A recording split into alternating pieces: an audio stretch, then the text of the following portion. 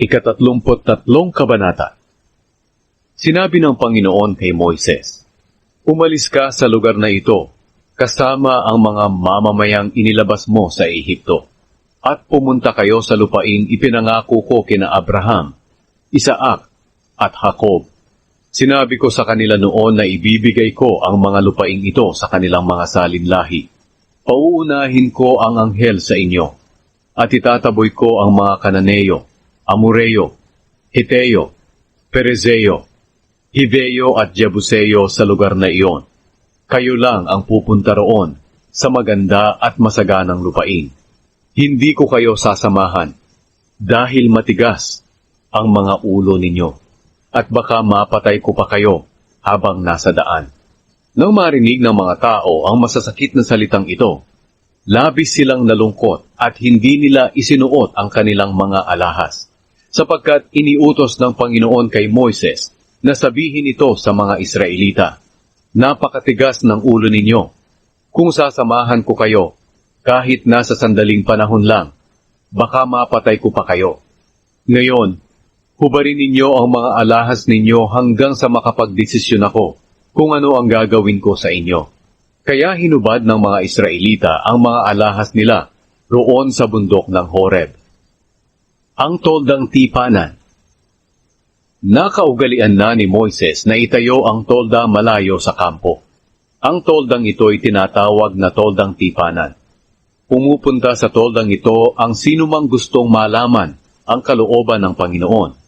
Sa tuwing papasok si Moises sa tolda, tumatayo ang mga tao sa pintuan ng mga tolda nila. Tinitingnan nila si Moises hanggang sa makapasok siya sa tolda.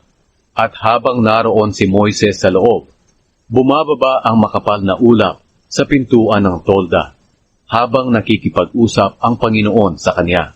At kapag nakita ng mga tao ang makapal na ulap sa pintuan ng tolda, tumatayo sila at sumasamba sa Panginoon sa may pintuan ng tolda nila. Kapag nakikipag-usap ang Panginoon kay Moises, magkaharap sila, katulad ng magkaibigan na nagkukwentuhan. Pagkatapos, bumabalik si Moises sa kampo. Pero ang binata niyang lingkod na si Josue na anak ni Nun ay nananatili sa tolda. Nakita ni Moises ang makapangyarihang presensya ng Diyos. Sinabi ni Moises sa Panginoon, "Lagi po ninyong sinasabi sa akin na pangunahan ko ang inyong mga mamamayan sa pagpunta sa lupaing ipinangako ninyo. Pero hindi pa po ninyo ipinapaalam kung sino ang pasasamahin ninyo sa akin. Sinabi pa po ninyo na kilalang kilala niyo ako at nalulugod kayo sa akin. Kung totoo pong nalulugod kayo sa akin, turuan niyo ako ng mga pamamaraan ninyo para makilala ko kayo at para mas matuwa pa kayo sa akin. Alalahanin po ninyong ang bansang ito ay bayan ninyo."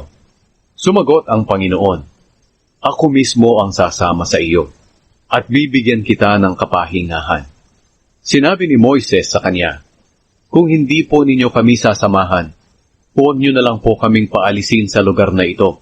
Dahil paano po malalaman ng iba na nalulugod kayo sa akin at sa inyong mga mamamayan kung hindi niyo kami sasamahan? At paano po nila malalaman na espesyal kaming mga mamamayan kaysa sa ibang mamamayan sa mundo?" Sumagot ang Panginoon kay Moises, "Gagawin ko ang ipinapakiusap mo, dahil nalulugod ako sa iyo at kilalang kilala kita." Sinabi ni Moises, "Ipakita po ninyo sa akin ngayon ang makapangyarihang presensya ninyo." Sumagot ang Panginoon, "Ipapakita ko sa iyo ang lahat ng kabutihan ko, at ipapaalam ko sa iyo ang pangalan ko, ang Panginoon. Mahahabag ako sa gusto kong kahabagan. Maaawa ako sa gusto kong kaawaan. Pero hindi ko ipapakita sa iyo ang aking mukha, dahil walang taong nakakita sa mukha ko ng nabuhay." Sinabi ng Panginoon, "Tumayo ka rito sa bato malapit sa akin, at habang dumadaan ang makapangyarihang presensya ko, ipapasok kita sa siwang ng bato, at tatakpan kita ng aking kamay, hanggang sa makadaan ako.